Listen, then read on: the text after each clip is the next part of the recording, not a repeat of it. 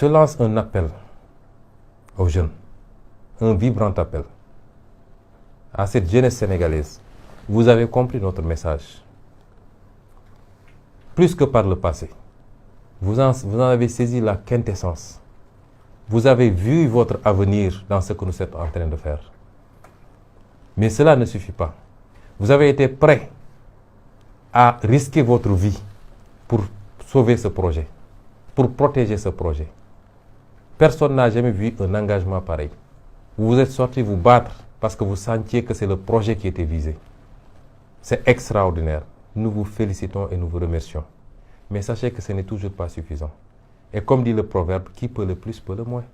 Celui qui peut aller risquer sa vie pour sauver un projet doit pouvoir aller s'inscrire sur les listes électorales.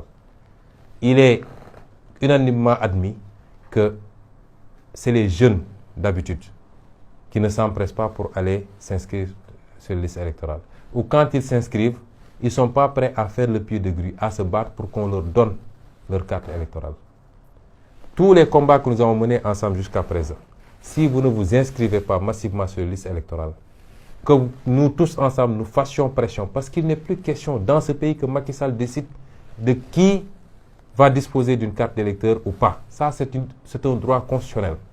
Donc, que vous battiez pour qu'on délivre toutes les cartes d'électeurs et que massivement vous vous rendiez dans les bureaux de vote pour aller voter pour votre projet, alors tous les sacrifices qu'on aura consentis n'auront servi à rien. Les 13 personnes qui sont mortes, ça n'aura servi à rien. Les dizaines de personnes qui ont été blessées, ça n'aura servi à rien. Donc, je vous en supplie, jeunesse de mon pays, bientôt seront lancées les inscriptions sur les listes électorales.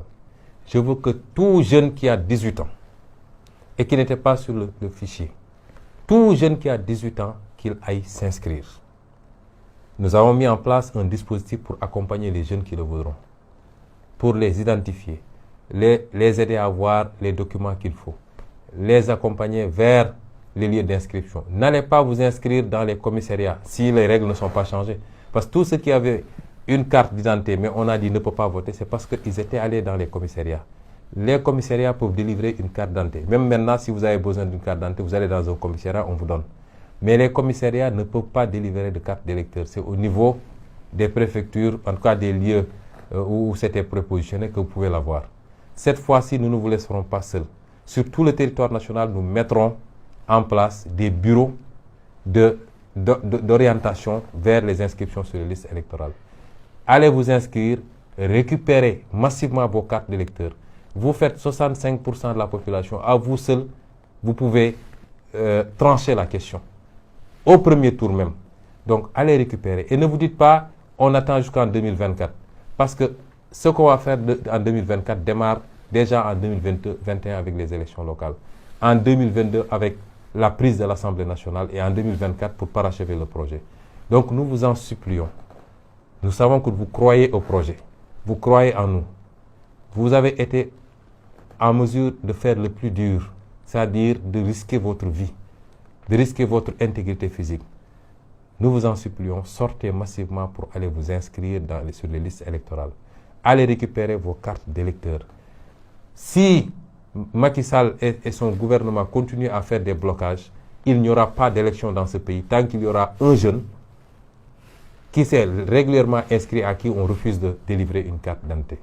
Et ensuite, allez massivement, dès 6 h du matin, 7 h du matin, les jours d'élection, allez massivement dans les bureaux de vote et votez.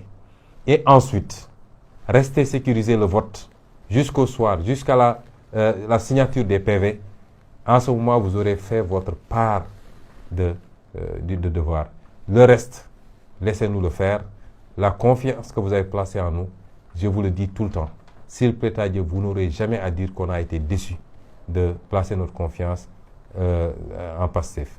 Donc ça, c'est ce que je peux dire sur les listes électorales et sur le fichier, sur la tenue des élections. Ensuite, il y a des combats qu'il faut mener parce que vous savez très bien que ce qui s'est passé en 2019, ce n'était pas une élection. Pour régler ces questions-là, il faut tous ensemble que nous nous battions pour avoir une autorité indépendante pour qui organise les élections.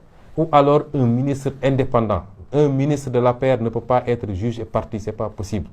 Qu'on ait un ministre indépendant il y a des hommes intègres, de valeur, d'anciens généraux, d'anciens professeurs d'université, etc., qui n'ont aucune coloration politique, qui peuvent valablement organiser des élections en étant ministre de l'Intérieur. À défaut, il nous faut une autorité indépendante qui organisera des élections transparentes. Si on gagne ces paris, je peux vous dire que Macky Sall et l'APR ne peuvent pas avoir 10% de voix au Sénégal.